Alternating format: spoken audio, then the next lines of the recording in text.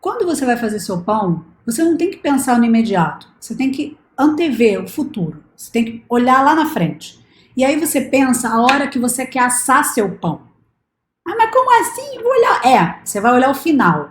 Eu quero assar às 7 horas da manhã.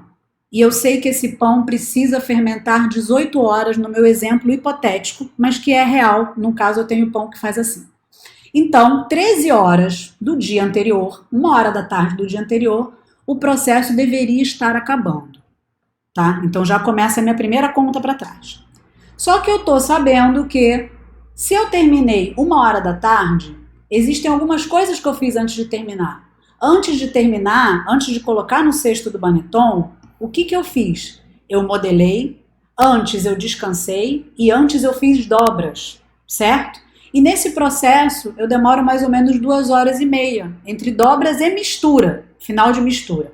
Então, mais uma conta para trás. E aí daria 10h30 da manhã, eu deveria estar iniciando.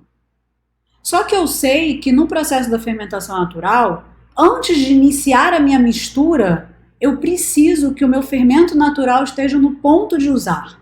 E no meu caso, na minha realidade, ele demora 4 horas.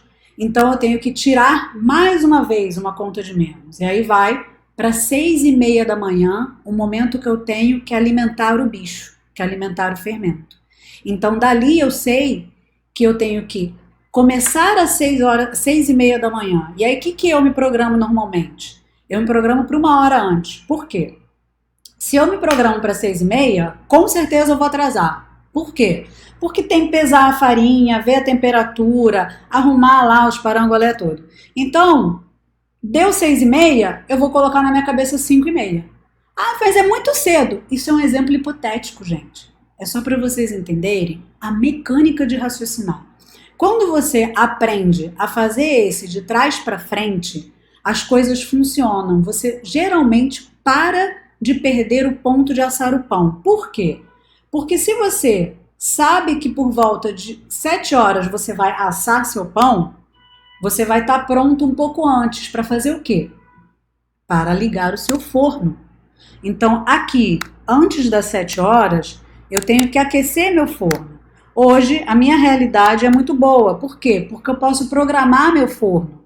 Então eu moro aqui, mas a minha produção é lá. Então eu pego e programo a hora que meu forno vai ligar, tá? Mas em casa, a gente também pode se programar? Programar? Pode, com certeza. Então acho que eu vou ligar porque eu preciso também aquecer o forno com a panela, tá? Em casa. Então, a maioria das pessoas que não se programam, o que acontece? Caraca, meu pão tá fermentando. Putz, a minha panela tá fria. E agora o que eu faço? Meu forno demora muito para esquentar. Aí sabe o que acontece? Perde o ponto da fermentação, perde o pão. Por quê? Porque não se planejou.